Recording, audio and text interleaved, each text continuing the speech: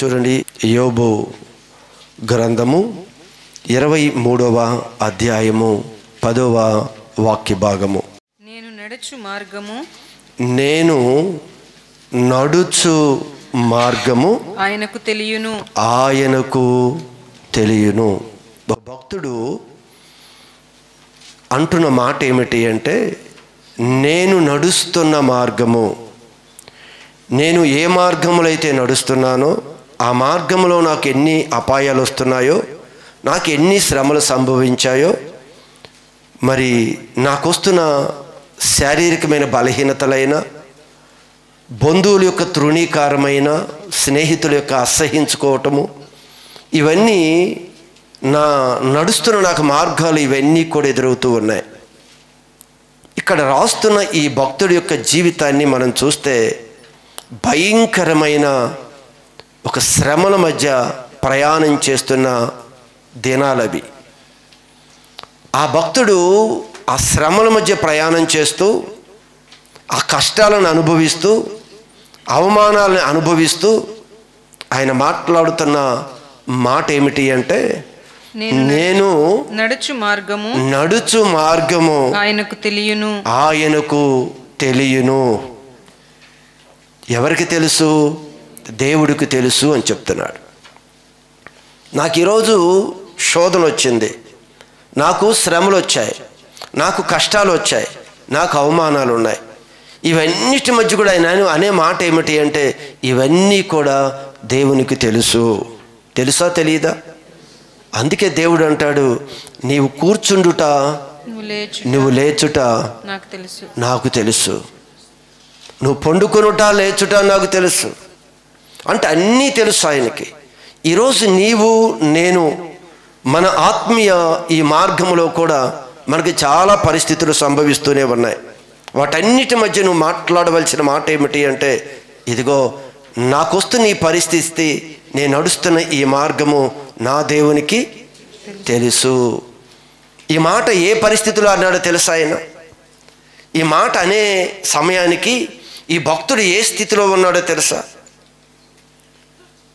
మనకు పరిచయం ఉన్న సందర్భమే అయినా దీనిలో నుంచి కొన్ని మాటలు మనం జాగ్రత్తగా మన ఆత్మీయ బలానికి ఉపయోగపడే కొన్ని మాటలు మనం ధ్యానించుకోవాలి. ఇక్కడ జరిగిన ఒక సంఘటన ఏమిటి అంటే, ఒక సమయం వచ్చింది అంట, మనం చదివిన భాగంలో చదివాం కదా, దేవదూతలందరూ కూడా దేవుడైన యెహోవా సన్నిధిలో నిలిచే ఒక దినము తటస్థించెను.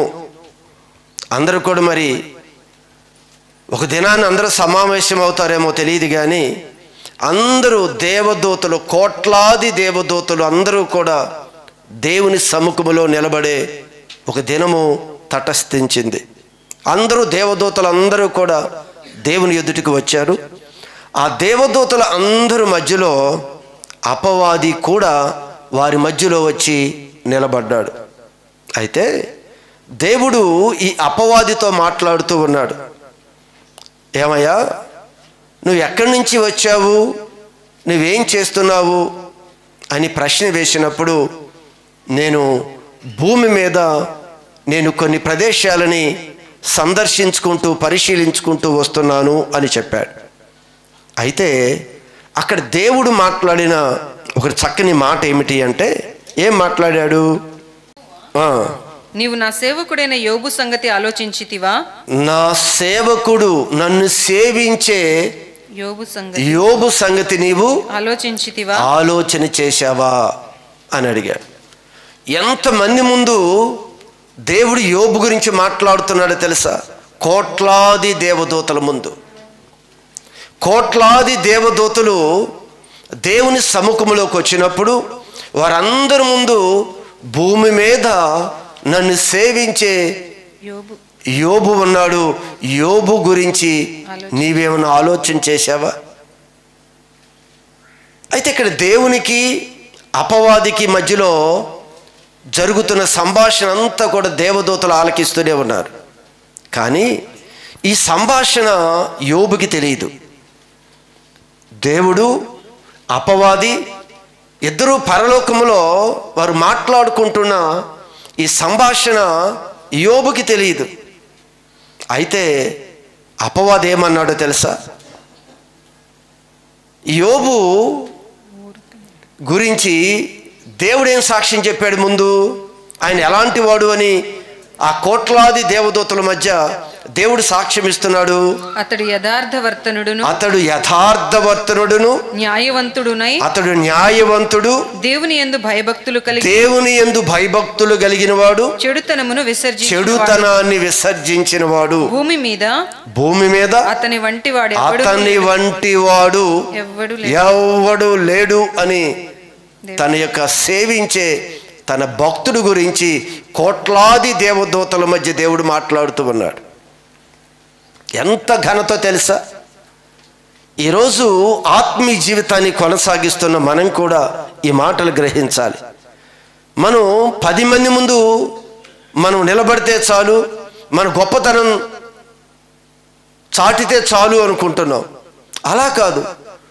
కోట్లాది దేవదూతల మధ్య ప్రభు యోబు గురించి సాక్ష్యం ఇస్తూ ఉన్నాడు. 4 రకాల ఒక క్వాలిటీస్ చెప్తూ, ఇతను యథార్థవంతుడు, న్యాయవంతుడు, దేవుని యందు భయము భక్తి కలిగి చెడుతనాన్ని కూడా విసర్జించిన వాడు అని ఇవన్నీ చెప్తుంటే అపవాది ఏమన్నాడో తెలుసా? ఆయన ఊరికినే ఉంచాడా? నీ యందు భయము భక్తి కలిగి నువ్వు చెప్పగానే అవును ప్రభువా అని నీ సన్నిధికి వచ్చి ప్రార్థన చేసుకుంటూ ఊరికినే ఉన్నాడా? ఊరికినే ఆయన ఏమి భక్తి చేయటం లేదు. నువ్వు ఆయన ఆశీర్వదించావు, ఆయన దేహానికి ఆరోగ్యం ఇచ్చావు, ఆయన ప్రార్థన చేసిన ప్రతి సమయంలో కూడా నీ కృపను బట్టి అన్నిటినీ అభివృద్ధి పరుచుకుంటూ వచ్చావు. అన్నీ చేసావు కనుక ఈరోజు యోబు నిన్నేం చేస్తున్నారు? భయభక్తులు కలిగి నిన్ను సేవిస్తున్నాడు. ఊరికినే కాదు, ఇవన్నీ ఇచ్చావు, ఇవన్నీ ఇస్తావు కనుక ఆయన భక్తి చేస్తున్నాడు. కానీ ఇవి కానీ నువ్వు ఇవ్వకపోతే ఏమీ భక్తి చేయడు. ఈరోజు ఎందుకు అపవాది మాట మాట్లాడుతున్నాడు తెలుసా? లోకంలో ఉన్న అన్ని పరిస్థితులు గమనించిన అపవాది, ఇదిగో లోకంలో ఉన్న భక్తులు అనుకున్న వారు అందరూ కూడా ఎలా ఉన్నారు అనుకుని మనస్సు కలిగిన ఈ అపవాది దేవుడి ముందు సాక్ష్యం ఇస్తున్నాడు. ఊరికినే కాదు, వీళ్ళందరూ ఈరోజు ఈ మాటలు ఆలకిస్తున్న మనందరం కూడా జాగ్రత్తగా గమనించాలి.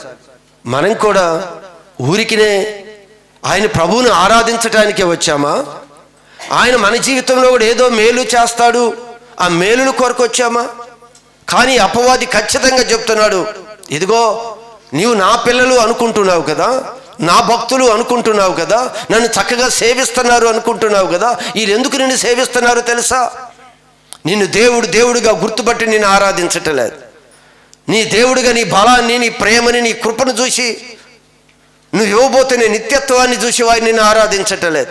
ఈ భూమి మీద వారి అవసరతలు అక్కరలు తీరుస్తున్నావని వారు నీ సన్నిధికి వస్తున్నారు.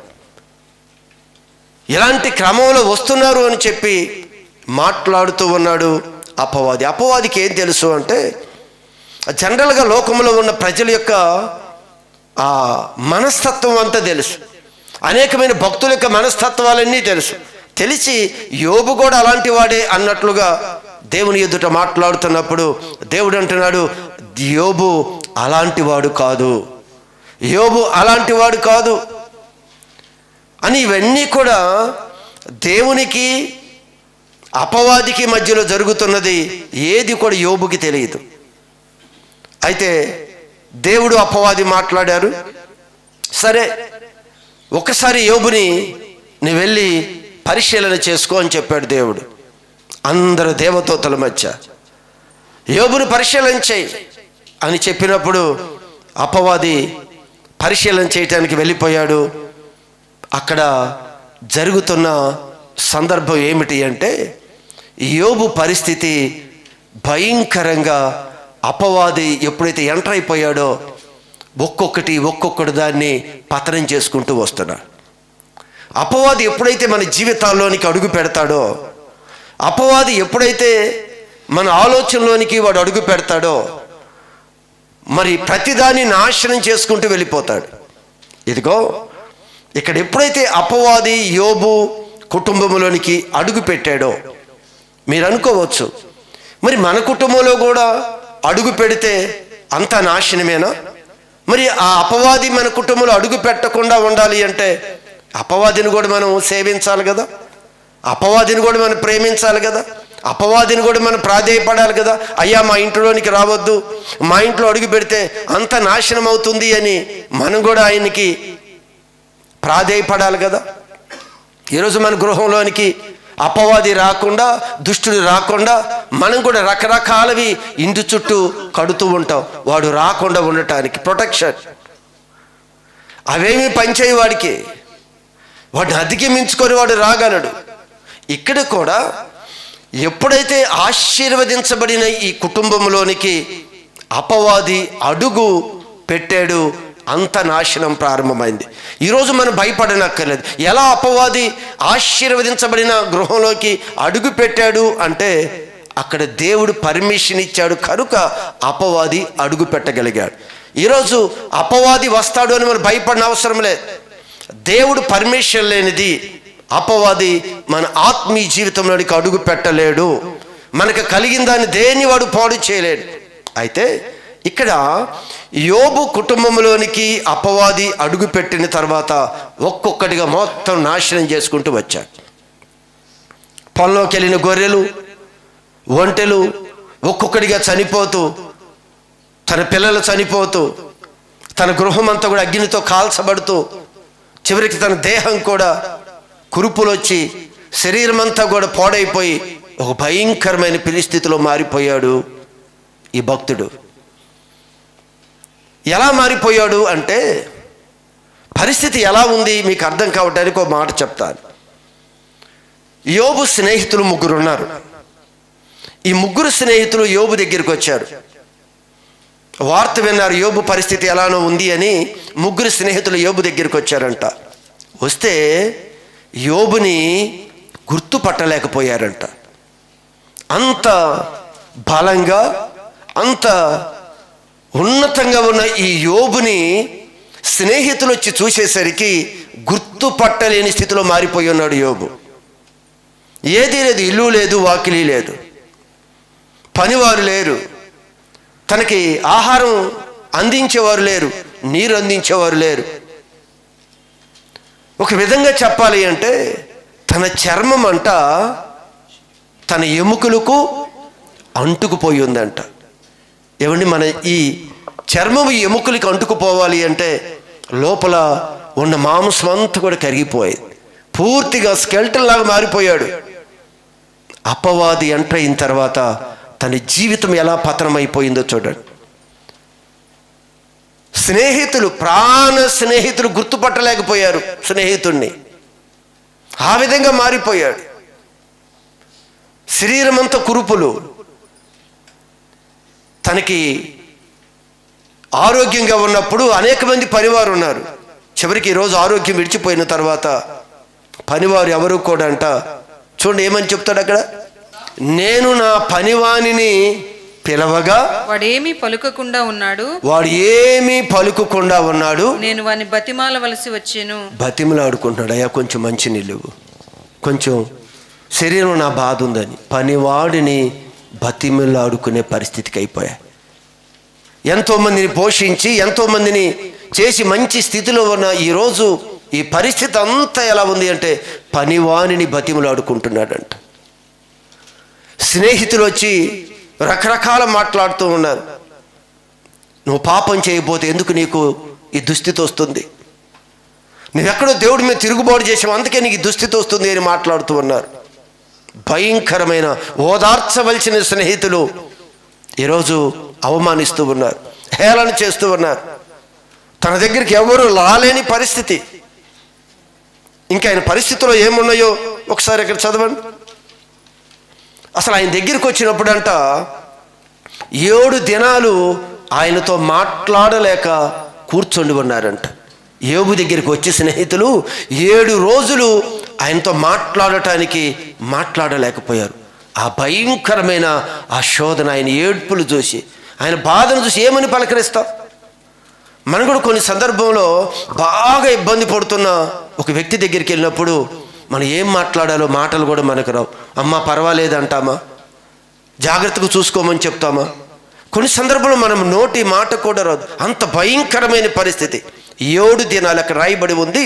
7 దినాలు తన స్నేహితులు యోబును కలుసుకొనటానికి వచ్చి మారు మాట్లాడకుండా 7 దినాలు వెయిట్ చేశారంట. ఎలా పలకరించాలి ఆయన్ని, అసలు ఏ విధంగా సంబోధించాలి అని 7 దినాలు ఎదురు చూశారు. ఆయన పరిస్థితి ఎలా ఉందో తెలుసా? ఈ అంత పరిస్థితుల మధ్య యోబు అంటున్న మాట ఏంటో తెలుసా? ఏమంటున్నాడు ఆయన?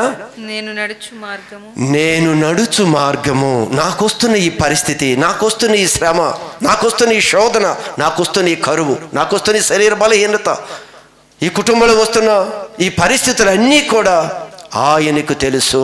ఈరోజు నువ్వు మాట్లాడగలవా? మన జీవితంలో ఉన్నాయి కదా, దేవునికి తెలియంది కాదు, సమస్తము దేవునికి తెలుసు. నువ్వు మాట్లాడవలసిన మాట ఏమిటి అంటే, నా దేవునికి నాకు తెలుసు నేను పడుతున్న ఈ బాధ, నేను పడుతున్న ఈ కష్టం, నేను పడుతున్న ఈ అవమానం ఏమీ దేవుడికి తెలియకుండా పోలేదని ప్రతిదీ ఆయనకి తెలుసు. యోబు ఏ విధంగా కూడా నోటిలో స్లిప్ అయిపోకుండా, ఈరోజు మీరు గమనించండి, దుర్దశలో ఉన్న వారిని అంట తిరస్కరించుట క్షేమము కలవారు యుక్తము అనుకుంటారంట. చూడండి ఒకసారి చక్కని మాట యోబు 12:5. దుర్దశ నొందిన వాణిని, ఎవరైతే దుర్దశలో ఉన్నారో, ఎవరైతే బాధలో ఉన్నారో, ఎవరైతే అపాయంలో ఉన్నారో, ఎవరైతే అనారోగ్యంలో ఉన్నారో, ఎవరైతే బాగా నలిగిపోయి ఉన్నారో, ఆ దుర్దశలో ఉన్న వారిని తిరస్కరించుట క్షేమము గలవారు, ఆరోగ్యంగా ఉన్నవారు, క్షేమంగా ఉన్నవారు ఇది మంచిది అనుకొని మాట్లాడతారంట. ఇది ఎంత దౌర్భాగ్యమో తెలుసా? ఈరోజు మనం కూడా ఒక వ్యక్తి నలిగిపోతున్నప్పుడు, ఒక వ్యక్తి పడిపోతున్నప్పుడు, ఒక వ్యక్తి బాధలో ఉన్నప్పుడు మనం ఓదార్చాలి, ధైర్యపరచాలే కానీ మనం కృంగ తీయకూడదు. అందుకే చాలా క్లియర్గా ఈ మాటలు తెలియజేస్తూ ఉన్నాడు. ఆయన అంటాడు, దుర్దశలో ఉన్నవారిని, బాధ, శ్రమ, ఇబ్బంది, ఇరుకు, అనారోగ్యం, బలహీనత, మరణ ఛాయలో ఉన్నవారిని చూసినప్పుడంట ఆరోగ్యంగా ఉన్నవాడు ఏం చేస్తాడంట? వారిని తిరస్కరిస్తాడంట. నువ్వు దేవుళ్ళు సరిగిలే వంతికి వచ్చింది, నువ్వు అలా ఉన్నా వచ్చింది, తిరస్కరించకూడదు. ఈరోజు రేపు మన పరిస్థితి అయినా, ఎదుటివారి పరిస్థితి అయినా మనం తిరస్కరించకూడదు ఎప్పుడూ కూడా. దుర్దశలో ఉన్నాం, మనకి శ్రమలు ఉన్నాయి, మనకి ఇబ్బందులు ఉన్నాయి, మనకి పరిస్థితులు ఉన్నాయి. అన్ని పరిస్థితులు మన ముందుకు వచ్చినప్పుడు ఓదార్చి ధైర్యపరిచి నిలబెట్టవలసిన అవసరత మనందరికీ ఉంది. యోబు పరిస్థితి అదే. స్నేహితులు దేనికి వచ్చారండి? ఆయన అంటాడు, స్నేహితులు అంట రావాల్సింది దేనికి? ఓదార్చి స్నేహితులు బలపరచవలసిన స్నేహితులు ఆయన్ని తృణీకరించి ఎగతాళి చేసి హేళన చేస్తూ ఉన్నారు. ఈరోజు ఇవన్నీ మన జీవితంలో కూడా ఉన్నాయి. వారు ఎందుకు యోబు ఆ పరిస్థితుల్లో ఆ మాట మాట్లాడుతున్నాడో ఈరోజు మన జీవితంలో ఇవే ఉన్నాయి. కష్టాలు లేవా? ఇబ్బంది లేవా? మనకి అవమానాలు లేవా?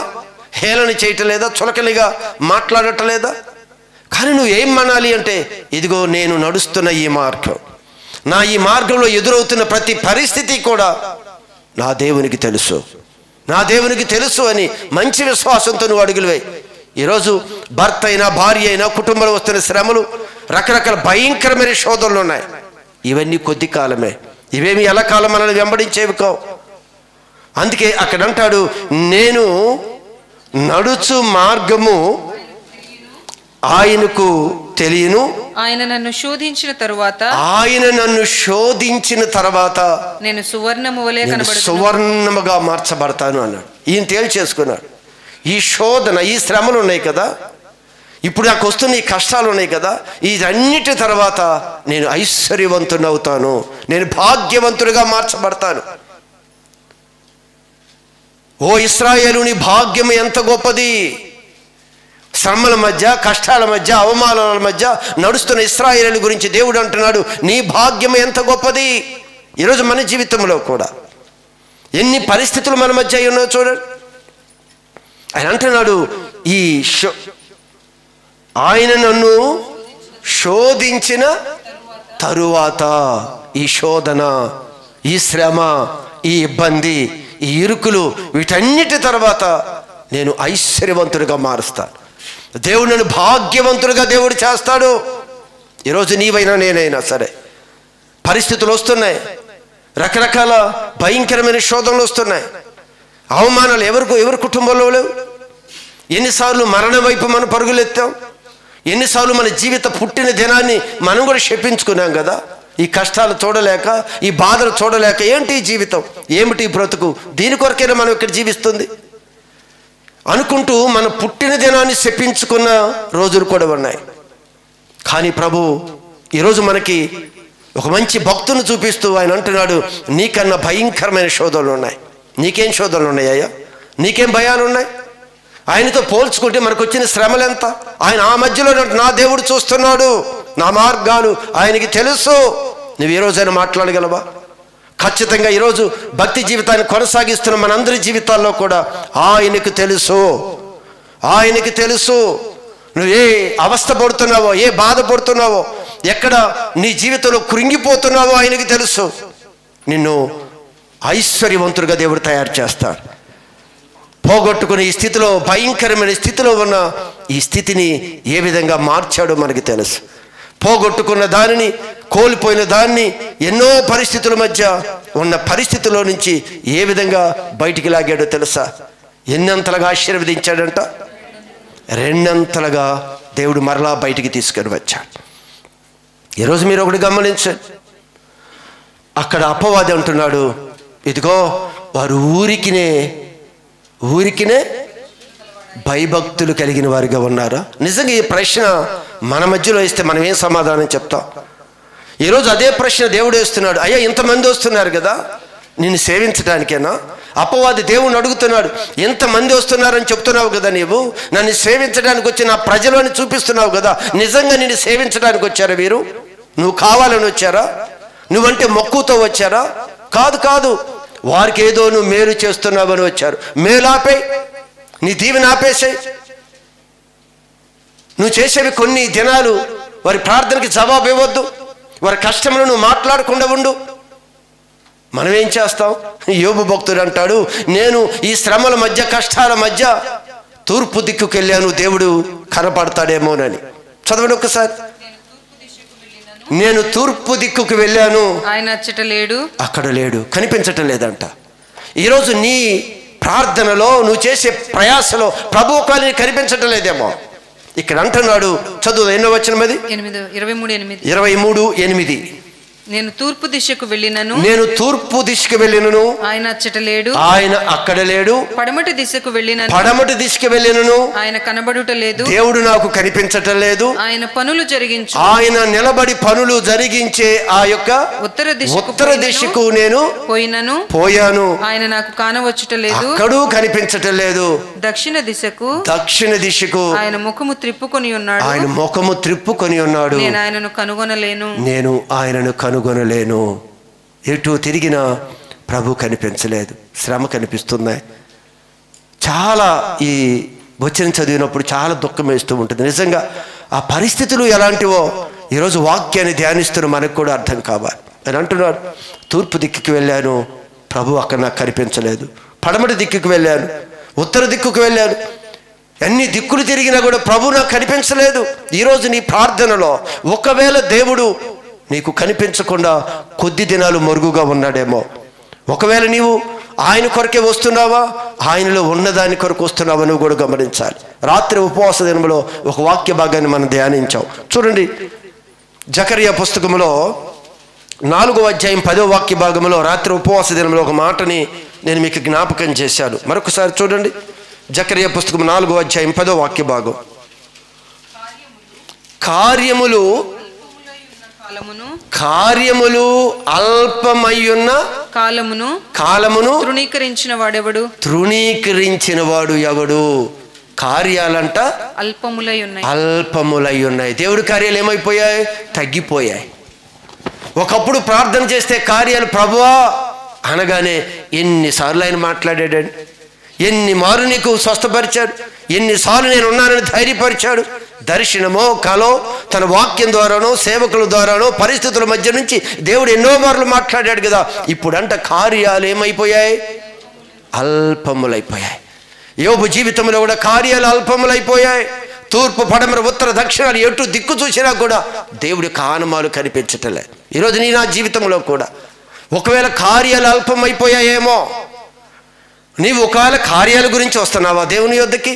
దేవునిగా ఎరిగి దేవుని ఆరాధించడానికి వస్తున్నావా? కోట్లాది దేవదూతల మధ్య దేవుడు అపవాది మధ్య జరుగుతున్నది ఇదే. ఒకవేళ నీవు కార్యాలు చేసినా చేయకపోయినా నా దేవుడే అని నువ్వు నిలబడితే దేవునికి మహిమ. కార్యాలు జరగకపోతే, దేవుడు అనుకున్నప్పుడు ప్రార్థనకి స్పందించకపోతే, దేవుని విడిచిపెట్టిపోతే అపవాదికి మహిమ. ఈరోజు ఇద్దరు పరలోకంలో జరుగుతున్న ఆ యొక్క ఆర్గ్యుమెంటుని తెలియని వ్యక్తిగా ఉన్నాడు యోబు. కానీ చివరి ప్రాణం పోయైనా సరే నేను నా దేవుణ్ణి నేను విడిచిపెట్టను అని నిలబడ్డాడు. అందుకే దేవుడు అంతమంది ముందు ఘనపరుస్తూ ఉన్నాడు. ఈ భూమి మీద అలాంటి వాడు లేడు. కాకపోతే మనలో ఎన్నో లోటులు ఉన్నాయి. ఒకసారి మీరు పరిశీలించి, చాలా బాధాకరమండి ఇవి. ప్రభు చేసే కార్యాలు ఒకవేళ అల్పమైపోతే అలిగి వెళ్ళిపోతాం. కార్యాలు అల్పమైతే అలిగి వెళ్ళిపోతాం. కానీ ఆ రోజు జకర్యా పుస్తకములో కార్యాలు అల్పమైన కాలములు తృణీకరించిన వాడు ఎవడు? అయితే దేవుడు అంటాడు, లోకమంతా సంచారము చేయు యెహోవా యొక్క 7 నేత్రములు జెరుబ్బాబెలు చేతిలో గుండు నూలు ఉండుట చూచి సంతోషించాడంట దేవుడు. ఏముంది ఈయన చేతిలో? జెరుబ్బాబెలు చేతిలో గుండు నూలు. అంటే న్యాయము ఏది కూడా తప్పకుండా నిలబడ్డాడంట జెరుబ్బాబెలు. ఆ రోజు కార్యాలు అల్పమైపోయాయి. మనుషులందరూ కూడా ఏం చేశాడు? దేవుడు ఎందుకు పిలిచాడు? చంపటానికి పిలిచాడా అని ఆ రోజు అనేక మంది జనాంగము అరణ్యములో ప్రభువుని ఎలా శోధించారో ఈరోజు మనం కూడా అంతే. కార్యాలు అల్పమైపోతే చంపటానికి తీసుకొని వచ్చాడా? ఎందుకు మన లోకంలో నుంచి ఆయన తీసుకొని వచ్చాడు? ఎందుకు మమ్మల్ని రక్షించాడు? ఎందుకు మాకు సహాయం చేయటం లేదు? ఈరోజు మనం సరుగుతున్నాం. కానీ ఆ రోజు కార్యాలు అల్పమయ్యాయి. కానీ ఇదిగో జెరుబ్బాబెలు చేతిలో గుండు నూలు ఉండుట చూశాడంట దేవుడు. అంటే న్యాయము ఏది తప్పకుండా కార్యాలు అల్పమైన దేవుని మీద విశ్వాసాన్ని తగ్గించలేదు యోబు కూడా. కార్యాలు అల్పమైపోయాయి యోబు జీవితంలో. తూర్పు పడమర దిక్కు ఉత్తర దక్షిణాలు తిరిగిన ఏటూ నుంచి సహాయం అందలేని పరిస్థితిలో ఉన్న యోబు అంటున్నాడు, నేను నడుచు మార్గములు ఆయనకి తెలుసు నన్ను ఐశ్వర్యవంతులుగా మారుస్తాడు. ఈ శ్రమల మధ్య దేవుడు నన్ను ఐశ్వర్యవంతులుగా మారుస్తాడని చివరికి చనిపోయేటానికి దేహం సమీపంగా ఉన్న సమయంలో కూడా అదే మాట మాట్లాడాడు. కానీ దేవుడు నాకు ఎందుకు ఈ కార్యాలు చేయలేదు అని మాట్లాడలేదు ఆయన. ఏం చూశాడో తెలుసా? ఈరోజు కాలాలు అల్పమైపోయినప్పుడు నీ చేతిలో కూడా ఏముండాలి? ఆ గుండు నూలు. ఈరోజు చూడండి, కన్స్ట్రక్షన్ అప్పుడు ఇది వేస్తారు, ఏమంటారు దీన్ని? తూకం గుండు. ఇది ఎందుకు అంటే కరెక్ట్గా ఉండటానికి, అది మన యొక్క మార్గాన్ని మనం చేస్తున్న దాన్ని కరెక్ట్గా మెజర్మెంట్ చేయటానికి అది చూశాడంట. ఈరోజు మన జీవితంలో కార్యాలు అల్పమైన మన యొక్క ఆత్మీయ జీవితంలో విశ్వాస జీవితాన్ని మనం విడిచిపెట్టదు. కష్టాలు వస్తాయి, అవమానాలు వస్తాయి, కానీ ఇవి కొద్ది కాలమే ఈ భూమి మీద. కానీ ఒకటి గుర్తుపెట్టుకో, ఇది దేవుడికి తెలుసు నా మార్గాలు. నేను నడుస్తున్న ఈ మార్గం నా దేవుడికి తెలుసు. మరణ ఛాయలోనికి వెళ్ళిన దేవుడు ఎందుకు అనుమతించాడో ఆ దేవుడు అనుమతించాడు. ఆ పరిస్థితిలో కూడా నువ్వు దేవుని స్తుతించు, ఆ పరిస్థితిలో కూడా దేవుని మహింపరచు అంటాడు కదా. ఇచ్చినప్పుడు మనం తీసుకోలేదా? ఆయన ఇస్తున్నప్పుడు మనం భుజించలేదా? ఇచ్చినప్పుడు ఆరోగ్యాన్ని అనుభవించలేదా? ఇచ్చినప్పుడు ఆనందాన్ని అనుభవించలేదా? ఈరోజు ఒకవేళ కార్యాలు అల్పమైపోయాయి, దేవుడే తగ్గించాడు, దేవుడే కార్యాలను ఆలస్యం చేస్తున్నాడు. కానీ మనం మాత్రం గమనించవలసింది ఒకటే, ఆయన నా మార్గములు ఆయన ఎదుటున్నాయి, ఆయనకి తెలుసు. కానీ మన నూలు గుండు మన చేతిలో ఉండాలి. న్యాయాన్ని విడిచిపెట్టవద్దు. ఏదైతే యోబు జీవితంలో దేవుడు 4 విషయాలు చెప్పాడు. యోబు ఎలాంటి వాడు? యథార్థవంతుడు. ఆయన ఆయన న్యాయవంతుడు, ఆయన దేవుని యందు భయభక్తులు కలిగిన వాడు, చెడుతనాన్ని అసహించుకునేవాడు. ఎన్ని పరిస్థితులు వచ్చినా సరే న్యాయాన్ని విడిచిపెట్టలేదు. దేవుని యందు భయము భక్తి విడిచిపెట్టకుండా దేవుని ఎదుట నిలబడిన ఈయన జీవితంలో రెండంతల దీవెనలతో దేవుడు ఆశీర్వదించుకుంటూ వచ్చాడు. ఈరోజు మన జీవితంలో కష్టాలు ఎన్నున్నా, ఇబ్బందులు ఎన్నున్నా, శోధనలు ఎన్నున్నా సరే ఒక్కటే నువ్వు మాట్లాడగలగాలి. ఆ పరిస్థితుల్లో ఉన్న ఆ భక్తుడు మాట్లాడినప్పుడు మనకొస్తున్న శ్రమలు ఎంత అండి, మనకొస్తున్న శోధనలు ఎంత, బాధలు ఉన్నాయి కాదనట్లేదు, శ్రమలు ఉన్నాయి, ప్రతి ఒక్కరి జీవితంలో ఉన్నాయి. కానీ ఒక్కటి గమనించండి, దేవుడు చూస్తున్నాడు. నా మార్గాలు దేవునికి తెలుసు. ఖచ్చితంగా ఈరోజు ఏది అల్పమైనా సరే నీ విశ్వాస జీవితాన్ని విడిచిపెట్టవద్దు. దేవుడు అన్నాడు, అపవాది అన్నాడు, వీళ్ళు విడిచిపెడతారు, వీళ్ళు విడిచిపెడతారు, వీళ్ళు విడిచిపెడతారు అని అపవాది చెప్తున్నాడు. ఈరోజు నువ్వే సమాధానం చెప్తావో చెప్పు. కాలాలు అల్పమైపోతున్నాయి. ఈ చివరి దినాలు ఆయన యొక్క కార్యాలన్నీ అల్పమైపోతాయంట. అందుకే దేవుడు బైబిల్ గ్రంథం చెప్తుంది, ఈ చివరి అంత్య దినాలలో విశ్వాసము నేను కనుగొనగలనా. విశ్వాసులు ఉండరంట, దేవుడి మీద విశ్వాసం ఉంచేవారు ఉండరంట. ఎందుకంటే కార్యాలు తగ్గిపోతున్నాయి. ప్రార్థన చేస్తే కార్యాలు జరగవు, ప్రార్థన చేస్తున్న వెంటనే సమాధానం ఇవ్వడు. కానీ ఆయన నాకు దేవుడు, ఈరోజు నాకు ఉద్యోగం ఇచ్చినా, నాకు వివాహం చేసినా చేయకపోయినా, పిల్లలకి ఆలస్యమైన ఏది చేసినా నా దేవుడు దేవుడే అని నువ్వు ఆయన మహింపరిచే విధంగా నువ్వు నిలబడగలగాలి. కానీ జరగలేదని వెళ్ళిపోయే పరిస్థితి కాదు. చివరి దినాలు అన్నీ అలానే జరుగుతాయి అంట. ఆల్రెడీ ప్రారంభమైపోయి నీ బాధలో అలానే నిరీక్షించాయి. నువ్వు ప్రార్థన చేసావు, రాలేదు, నీ మాటలు ఏమని పలుకుతున్నాయి? అక్కడ అంటున్నాడు, కాలములు అల్పమైనప్పుడు తృణీకరించిన వారు ఎంతమంది ఈరోజు మనలో? ఎంతమంది తృణీకరించావు? ఎంతమంది ఏ విధంగా మాట్లాడుతున్నావు? ఏ చిన్న శ్రమ వచ్చినప్పుడు ఏం మాట్లాడుతున్నావు నువ్వు నేను? తృణీకరిస్తున్నామా? దేవుడి మాటను తృణీకరిస్తున్నామా? దేవుడి నామని హేళన చేస్తున్నామా? అందరి ముందు ఏమని మాట్లాడుతున్నావు? దేవుడి సన్నిధికి ఎందుకు దూరం అయిపోతున్నావు? దేవుడి కార్యాలు చెబితే దేవుడి మందిరానికి రావు, దేవుడు చేయకపోతే దేవుడి వాక్యం దగ్గరికి రావు, దేవుడి సన్నిధిలో మోకరించి ప్రార్థన చేయం. ఎందుకు ఇవన్నీ చేస్తున్నాము అంటే అపవాది అంటున్నాడు, ఈ మనుషుల యొక్క మనస్తత్వం నీకు తెలుసా? వీరందరూ కూడా నువ్వు మేలు చేస్తేనే నిన్ను స్తుతిస్తారు, మేలు చేయకపోతే నిన్ను స్తుతించరు. దేవుడుగా నిన్ను గుర్తుపట్టి ఆరాధించే ప్రజలు లేరు అని అపవాది చెప్తున్నాడు. దేవుడు అంటున్నాడు ఉన్నారు అని దేవుడు చెప్తున్నాడు. ఈరోజు నీవు నేనైనా సరే ఇంటి నీ వాక్యాన్ని జ్ఞాపకం చేసుకొని ఒక్కసారి నీ మనసు దేవుని వైపు పెట్టు. ఒకటే మాట్లాడు, ప్రభువా ఇదిగో నేను నడుచు మార్గము, నా మార్గాల్లో వస్తున్న పరిస్థితులు నీకు తెలుసు.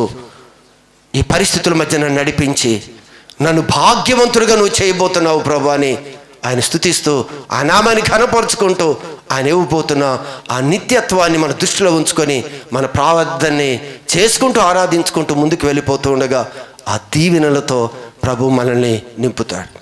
అందుకే అంటాడు, నలిగిన రెల్లును ఆయన విరువడు. ఆల్రెడీ నలిగిపోయిన జీవితాలని ఆయన త్రుంచివేయడండి. ఆల్రెడీ నలిగిపోయిన జీవితాలు కదా మనది. ఆయన త్రుంచి వేస్తాడా? ఆయన త్రుంచివేయడు. కానీ నిన్ను ఒకవేళ నీ పరిస్థితిని గమనిస్తున్నాడేమో, కోట్లాది దేవదూతల మధ్య నా పిల్లలు అని దేవుడు మాట్లాడుతూ ఆ పిల్లలు ఎలాంటి వారో అందరి ముందు కనపరచాలి అని దేవుడి ఉద్దేశం.